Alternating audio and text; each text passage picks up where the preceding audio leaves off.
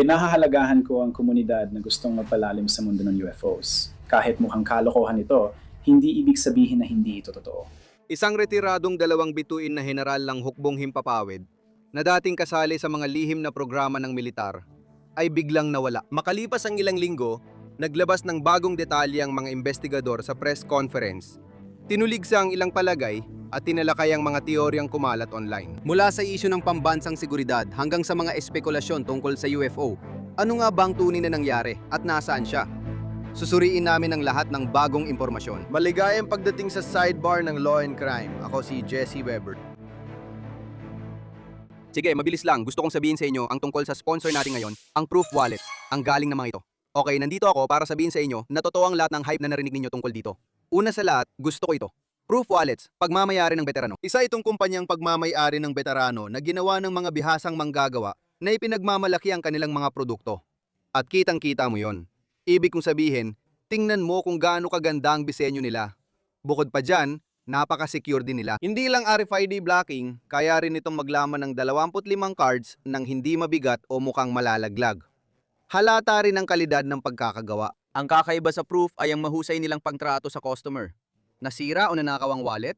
Libre itong papalitan at pwede pang i-customize ng larawan, text, logo o kahit ano. Kaya pumunta na sa go.carryproof.com/sidebar at umorder na ngayon.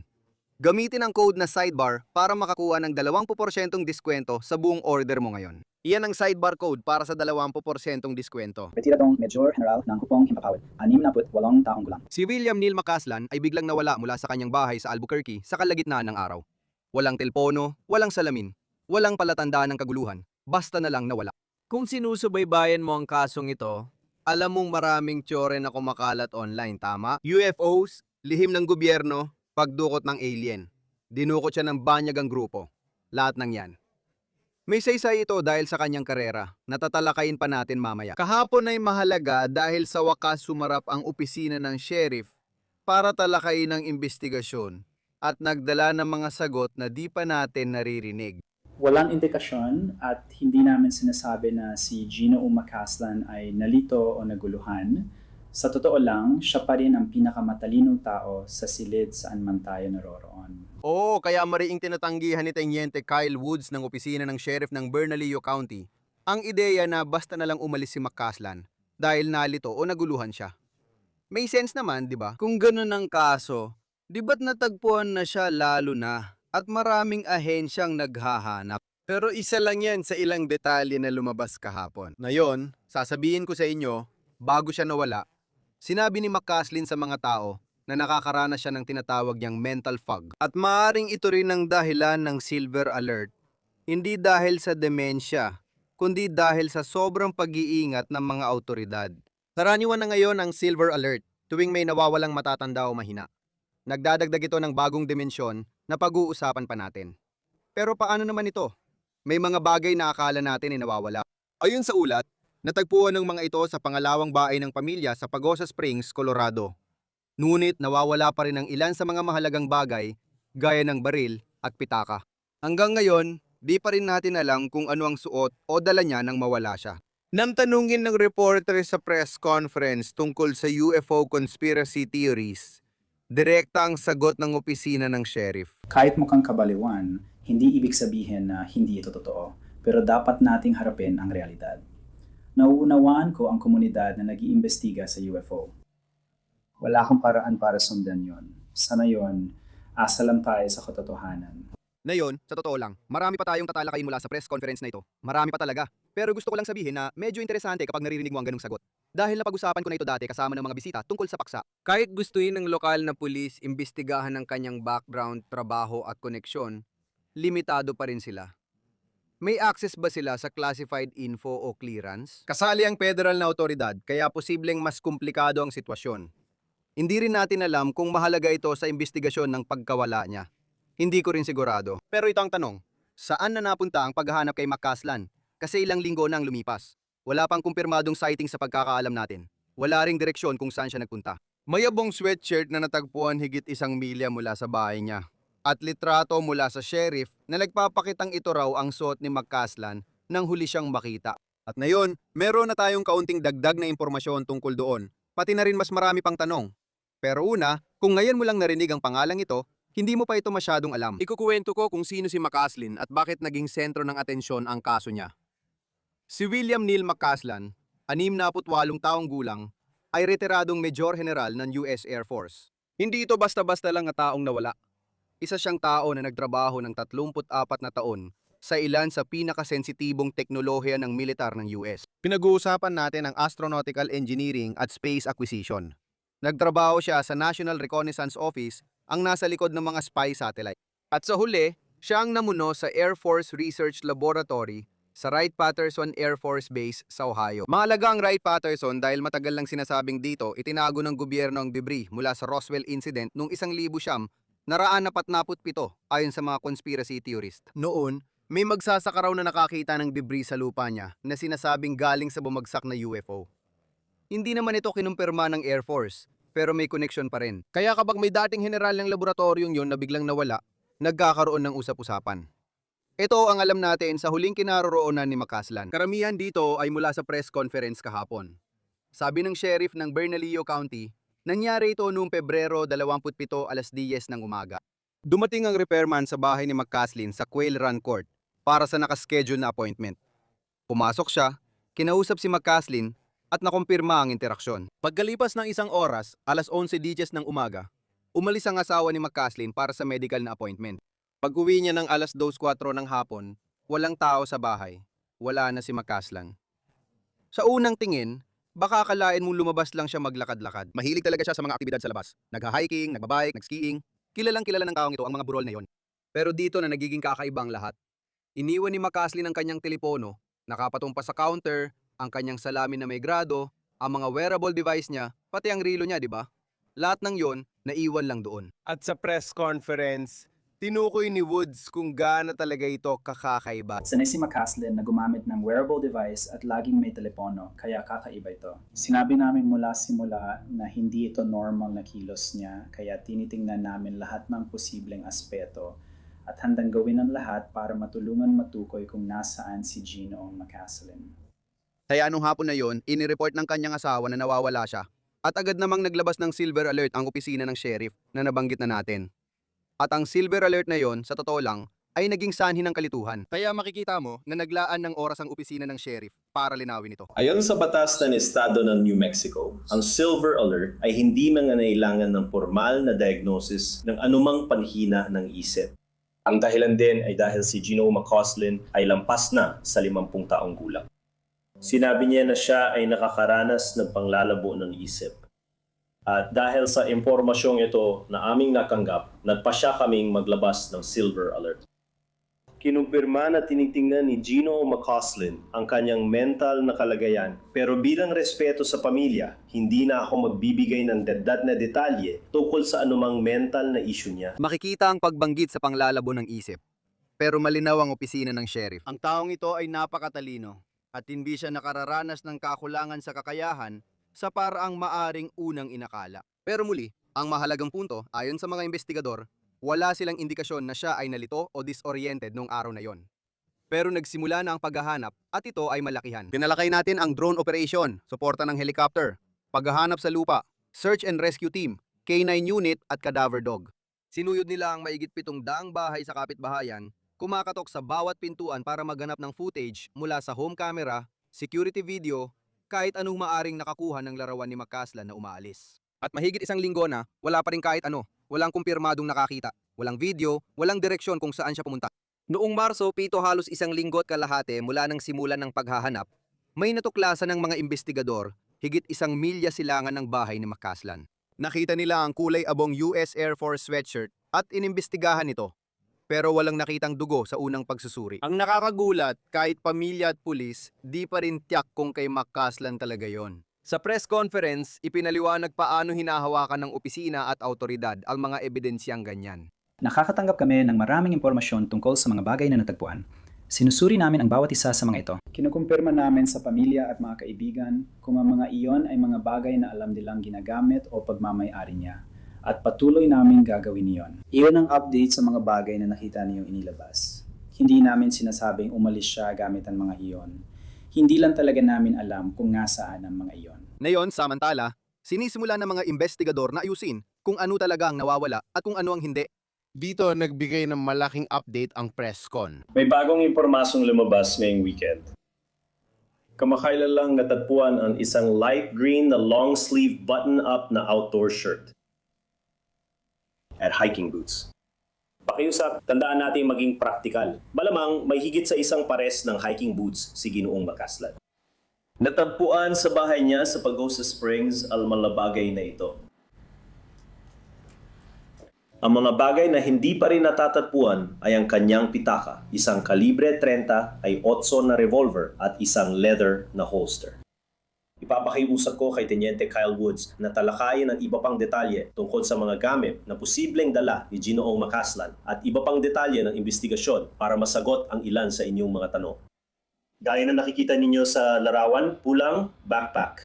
Sige, linawin natin kung anong ibig sabihin nito. Ang berdeng kamiseta na nakita ninyo sa larawan na pinaniniwalaan ng mga investigador na suot niya ay natagpuan sa pangalawang bahay ng pamilya sa Pagosa Springs, Colorado. Pati na rin ang isang pares ng hiking boots. Kaya tila ibig sabihin nito na si Makaslan ay hindi umalis na suot ang particular na kamisetang yon, na hindi rin siya umalis na suot ang mga particular na boots na yon, maliban na lang kung may isa pa siyang pares. Kaya ano nga ba talagang suot niya? Hindi natin alam. Ano nga ba talagang dala niya? Hindi rin natin alam.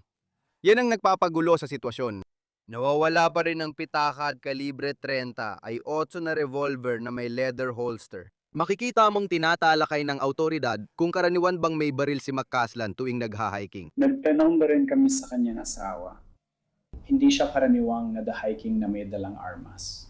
Para lang yan sa mga overnight camping trip at mga ganung bagay. Para na rin sa personal na protection. Kaya ano ba ang hinahalap natin tungkol doon? Halimbawa, si General Makaslan ay kamakailan lang pumunta sa isang sanglaan at ibinenta yon.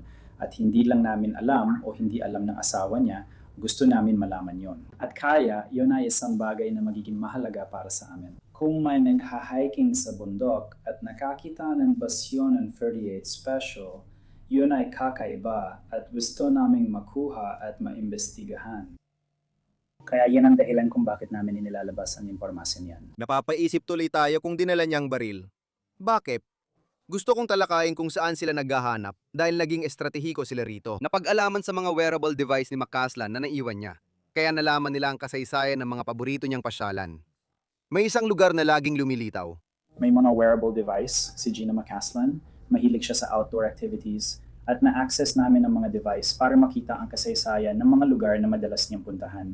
Ang lugar ng Elena Gallegos papasok sa Domingo Baca Canyon ay isa sa mga madalas niyang bisitahin. Ipinakita ng impormasyon iyon at panayam sa mga kasama niyang lumalabas na paborito niyang puntahan ang lugar na iyon, lalo na sa itaas ng canyon. Kaya doon muna namin itinutuon ang aming paghahanap. Nagsimula kaming gumalaw pa silangan mula sa kanyang tirahan, diretsong silangan mula sa kanyang lugar papunta sa nasabing lugar. At sa pagitan namin at ng mga voluntaryong tumutulong sa paghahanap, napakalawak na ng lugar na nalibot. Mayroon kaming mapa ng lugar na iyon. Wala sa akin yun ngayon para maipakita sa inyo, pero naging malawak talaga ang aming paghahanap na nasuyod ang buong canyon. Maliban na lang siguro sa ilang bahagyan ng pader ng canyon na sobrang hirap marating at hindi talaga namin mapupuntahan. Magaling ang trabaho ng mga pulis doon. Matalino ang ideya nilang gamitin ang mga device para malaman kung saan siya napunta. Nagsagawa sila ng grid search sa canyon gamit ang drone, helicopter at K9 unit. At sasabihin ko sa inyo, naging tapat si Ginoong Woods tungkol sa kung ano ang nakita nila o hindi nila nakita. Kasama namin sila sa parehong search and rescue operations. Naglabas kami ng mga asong panghanap ng bangkay. Nasa itaas sila ng mga canyon. Sa totoo, sa ibabang burol, nakakita sila ng bangkay ng usa. At sa itaas na bahagi ng mga canyon, mukhang may nakuha silang pahiwatig. Parang may naamoy silang kakaiba. Dahil sa hangin mula sa mga canyon, hindi nila matukoy ang pinagmulan nito. Hindi rin ito palagian. Minsan lang ito nangyari. Lumipad kami sa gabi at ginamit ang FLIR para hanapin kung may heat signature sa bundok. Sa kasamang palad, isa ito sa pinakamainit na tagsibol na naranasan namin sa mga nakaraang taon. At sa mga larawan mula sa FLIR, Ang bundok ay parang kandilang nagniningning kahit sa gabi. Naamoy ng mga aso, pero hindi matukoy ang eksaktong lokasyon. Hindi rin nakatulong ang heat sensor dahil sobrang init ng mga bato. Sa dami ng teknolohiya at tao, wala pa rin silang matibay na ebidensya. Dito papasok ang internet, lalo nang biglang nawala ang retiradong general ng hukbong himpapawid na konektado sa Wright-Patterson sa kakaibang pangyayari. Biglang lumitaw ang pangalan niya sa mga nahack na email tungkol sa UFO disclosure, kasama si Tom DeLonge ng Blink-182. Kaya napag-usapan talaga ito ng mga tao. Sa katunayan, ang mismong asawa ni McCasland ay tila nasaksihan ang lahat ng espekulasyong ito habang nangyayari. Nagpasya siyang harapin ito agad, kaagad pagkatapos mawala si McCasland. Nag-post siya sa Facebook na humihiling sa sinumang nakakita sa kanya na magsabi agad. Sabi niya, naglalakad lang ito. Kaya prioridad sa paghahanap ang paanan ng bundok, bukas na espasyo, pambansang gubat at ilang. Pagkalipas na isang linggo na walang bakas at puro haka-haka, nag-post ulit siya. Isa-isa niyang sinagot ang mga tsismis. Wala siyang demensya, hindi siya nalilito, at direkta niyang hinarap ang issue sa UFO. Kinumpirma niyang nagkaroon ng maikli ugnayan si McCasland kay Tom DeLonge matapos magretiro, nang maging interesado si DeLonge sa mga nilalang mula sa ibang planeta. Ayon sa asawa niya, isa siyang hindi bayad na consultant sa militar at siyensya. Pero malinaw ang kanyang sinabi. Wala siyang anumang espesyal na kaalaman tungkol sa Roswell o sa mga katawan ng alien na nakaimbak sa Wright-Patterson. At pagkatapos, ay nagdagdag pa siya ng kaunting panunuya. Sinabi niya, at quote, na sa puntong ito, dahil wala pa ring balita tungkol sa kanya, marahil ang pinakamagandang palagay ay inakyat siya ng mga alien papunta sa mothership. Gayunpaman, wala namang naiulat na nakitang mothership na nakalutang sa itaas ng Sandia Mountains. Nakausap ko na ito dati sa isang panuhin, at tinanong ko kung alam ba niya ang nalalaman niya sa trabaho.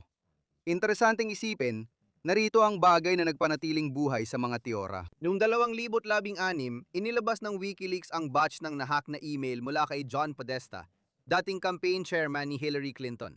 Sa mga email na yon, maraming mensahe galing kay Tom DeLonge.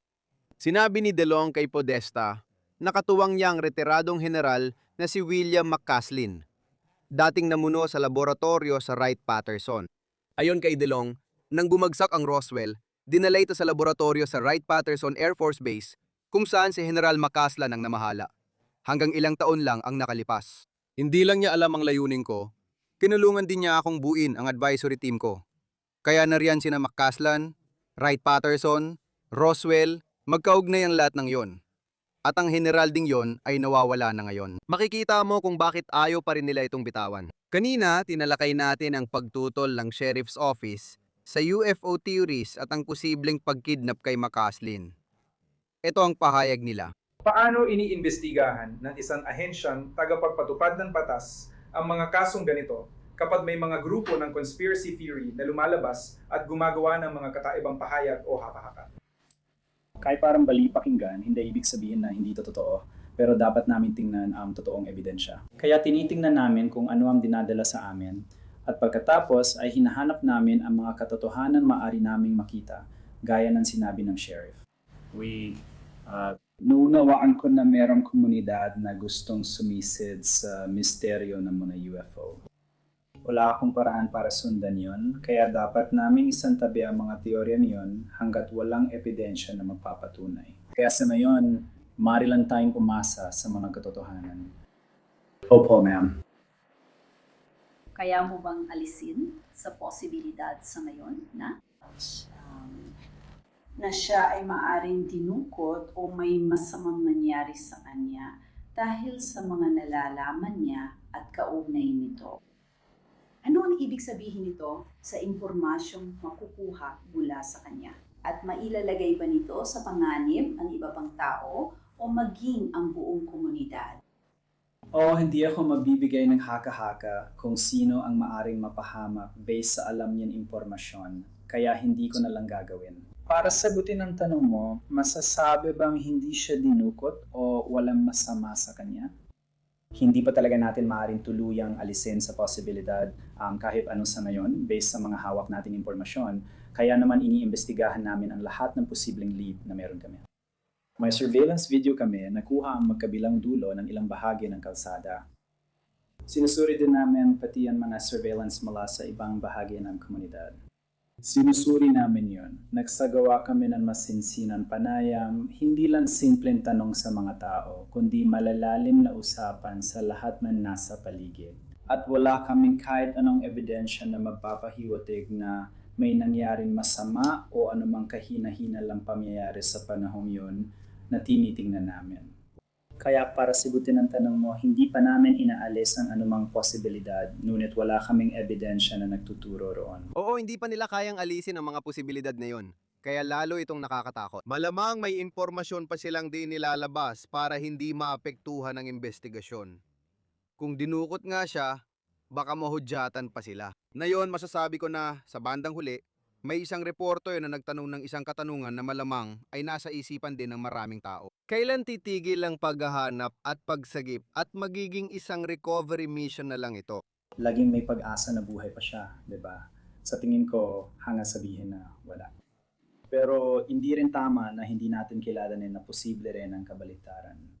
At alam namin yon, at kung makakatanggap kami ng impormasyon na magtutulak dito na maging isang recovery mission, gagawin namin yon na may parehong sigasig na ginawa namin sa investigasyong ito hanggang ngayon at susubukan namin gawin yon sa abot ng aming makakaya. Maraming linggo na ang lumipas at kung siya ay pumunta sa kabundukan, napakababa na ng posibilidad na siya ay makaligtas sa ganitong katagal na panahon. Kaya tiyak na posibilidad yan at isa sa mga kinukonsidera namin. Ayan na nga, ilang linggo nang lumipas. Walang kumpirmadong sightings, walang malinaw na direksyon kung saan siya pumunta, hindi rin siya kung anong suot niya o dala niya. May nawawalang baril ka pa. Aminado ang mga investigador na kapag pumasok siya sa bundok, bababa ang tsansa siyang mahanap. Hindi pa rin sila sumusuko. Hindi sila sumusuko. Patuloy pa rin silang sinusundan ng mga tip. May 74 na tips na dumalang sa kanilang online portals hanggang sa press conference. At marami pa mula sa FBI na bahagi ng paghahanap na ito. Patuloy pa rin nilang nire-review ang mga video. Kumakatok pa rin sila sa mga bahay. Patuloy pa rin silang humihingi ng tulong mula sa inyo. At kung ikaw ay nasa Sandia Foothills noong Pebrero 27 o 28 at nasa lugar na ito, lalo na sa pagitan ng alas 9 ng umaga at alas 2 ng hapon noong ika-27, suriin niyo ang lahat ng footage tulad ng doorbell cameras, dashcams, GoPros, pati mga litrato at video sa cellphone na kuha nung araw na yon na maaaring may bakas ni McCausland. At maaari ninyong i-upload ang mga video at litrato direkta gamit ang QR code mula sa opisina ng sheriff o sa pamamagitan ng pagbisita sa link na makikita dito sa screen. Kung may alam kayo, tumawag sa opisina ng sheriff ng Bernalillo County Missing Persons Unit 505-488-7070 o mag-text anonymously gamit ang TIP 411. I-text lang ninyo ang BCSO at ang inyong impormasyon sa 847-411. Pero tingnan ninyo, si McCausland ay nawawala pa rin. May pamilyang desperadong gustong may balik siya. Kung may impormasyon, lumantad po kayo. Sana may impormasyon na sa ngayon. Patuloy naming babantayan ang kaso. Yan lang ang update mula sa Sidebar. Salamat sa inyong oras. Paki-subscribe po sa YouTube, Apple Podcast, Spotify, o saan man kayo nakikinig ng podcast. Sundan din kami sa Peacock ng NBC. Kung gusto ninyong sundan ako, X, Instagram, ang aking News Nation show, Jesse Weber Live, Lunes hanggang Biyernes, 11:00 ng gabi, Eastern, hanggang sa muli mga kaibigan.